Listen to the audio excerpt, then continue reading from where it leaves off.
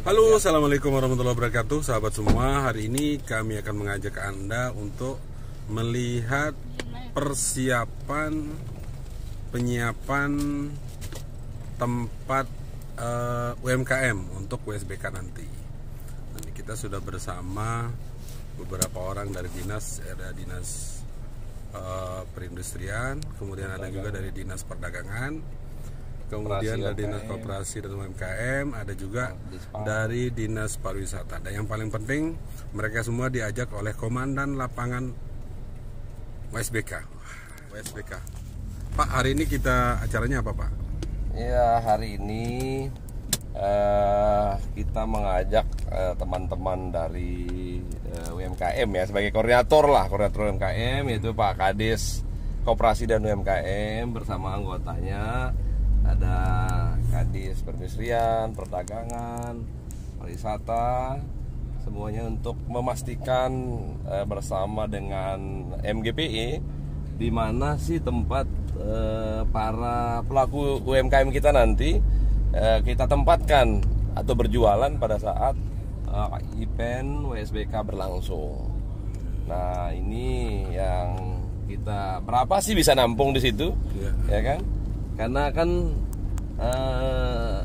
areal tempat UMKM ini kan beda dengan tahun kemarin. Ya, mungkin kondisinya seperti apa ya, kita akan lihat before afternya. Kalau kemarin mungkin masih becek-becek kan. Nah, sekarang ini ya mungkin sudah ada perubahan lah seperti itu. Nah, termasuk ini kan parkirnya itu kan nanti di zona itu parkir.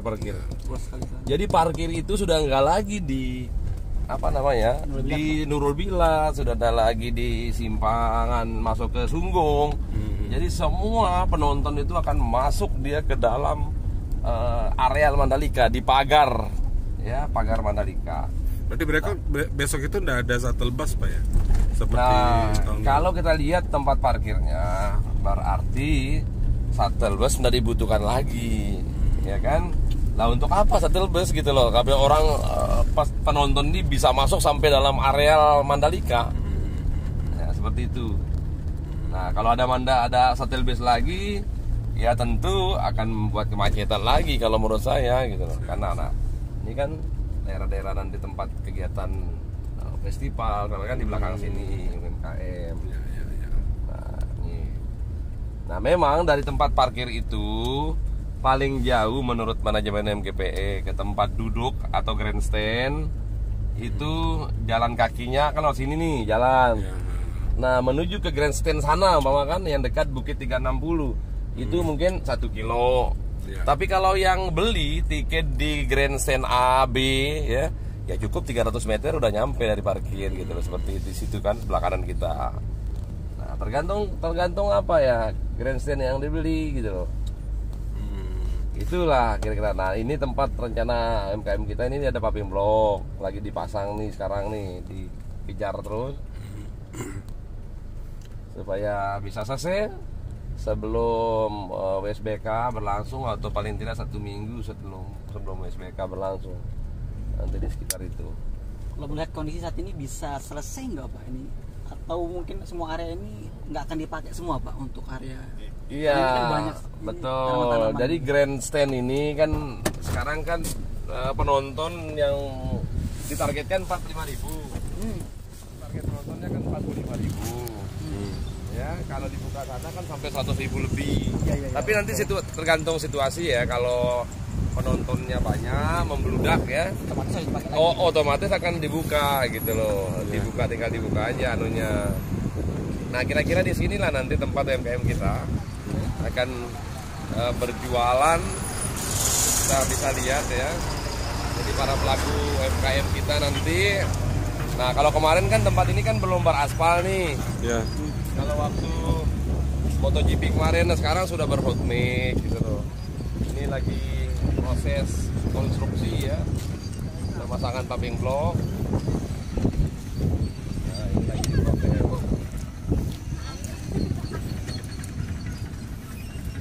Ini lagi proses konstruksi. Nah, kalau menurut nanti kita tanya, itu ada Pak Sarto dari MGPE. Pak, nanti di sini UMKM jenis apa aja, Pak, yang kan kemarin Memang ada banyak keluhan, tidak ada jual minuman, tidak ada jual snack, tidak ada jual cemilan dan lain sebagainya itu Pak. Sekarang boleh apa saja, justru minuman yang paling diutamakan, termasuk makanan ya, karena nanti penonton yang datang itu mungkin sama dengan tahun kemarin, bukan tahun kemarin ya, sama waktu MotoGP bulan Maret kemarin, tak boleh bawa makanan, minuman masuk. Nah kalau penonton membawa makanan minuman nanti kan kasihan teman-teman yang berjualan di sini nanti tidak akan laku-laku gitu loh. Jadi pengamanannya, security-nya nanti insya Allah akan melihat itu, akan memantau seperti itu. Jadi mereka tuh harus ke sini. Nah disinilah nanti ada kegiatan-kegiatan fighting show ya. Iya, jadi ada olahraga tradisional kita kayak beresean kalau dari suku Sasak kan. Terus kalau dari suku Samawa itu ada namanya berempuk. Kalau dari suku Bojo mungkin ada namanya Gentao nanti gitu loh. Nanti di sini kita buat spot-spotnya, nanti UMKM-nya nanti di komunitas perisean. Ya mungkin ada satu tempat kita buat komunitasnya supaya kita dekatkan dengan UMKM gitu loh. Pak, kalau ada yang mau berjualan, ikut berjualan di sini, kemana mereka harus mendaftar atau siapa yang harus dihubungi Pak? Ya jelas kepada, kan ada dinas koperasi UMKM masing-masing tiap kabupaten kota ya. Itu kan sudah terdaftar mereka UMKM-nya.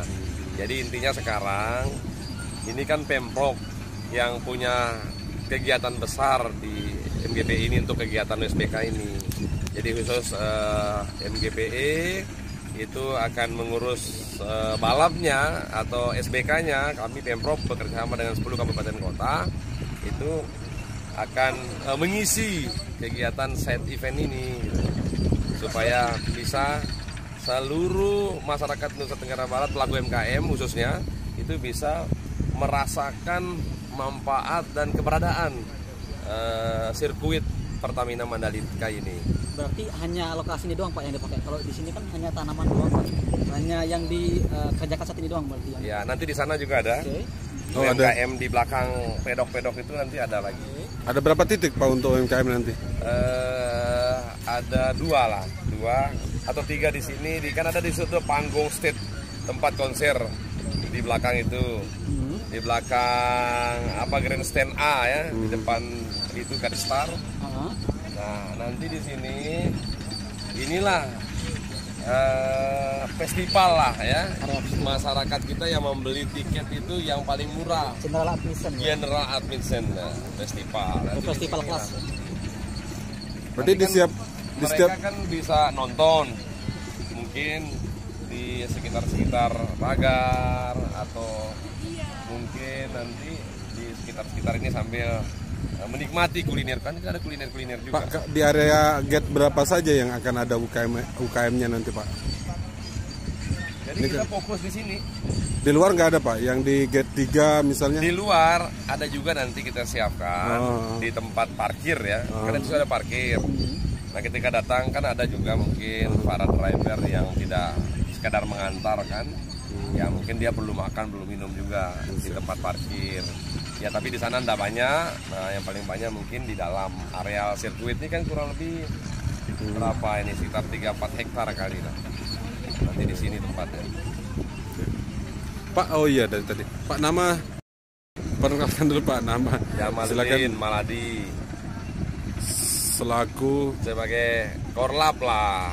Jadi untuk internal Provinsi Nusa Tenggara Barat ya, yang berkoordinasi kepada Forkopimda Provinsi, Bupati Wali Kota se-Nusa Tenggara Barat, Forkopimda Kabupaten Kota, termasuk dengan ITDC, MGPH, ya untuk kelancaran pelaksanaan event USBK yang akan kita laksanakan pada tanggal 11 sampai dengan 13 November 2022. Pak, kalau sekarang ini Bapak posisinya apa di Pemprov Pak? Staf Ahli Gubernur Bidang Sosial Kemasyarakatan. Kita informasikan nanti kepada masyarakat di luar sana, teman-teman media ya, supaya apa yang terjadi pada bulan Maret kemarin di otak kita ini terutama orang NTB pun masih sama gitu loh. Wah, kalau kita ke Mandalika pasti masih macet lah.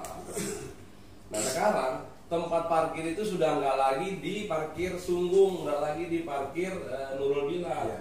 parkirnya sudah masuk di dalam tembok area Mandalika gitu. Jadi dekat sekali, jadi nggak perlu ada shuttle bus.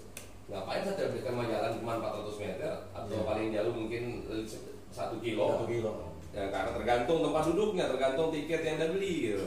Kalau dia beli di Grandstand A, B yang depan kita ini, ya cuma 300 meter ya jalan gitu loh. Tapi kalau dia beli di G atau di sana, ya agak mutar sedikit kan gitu aja, oke.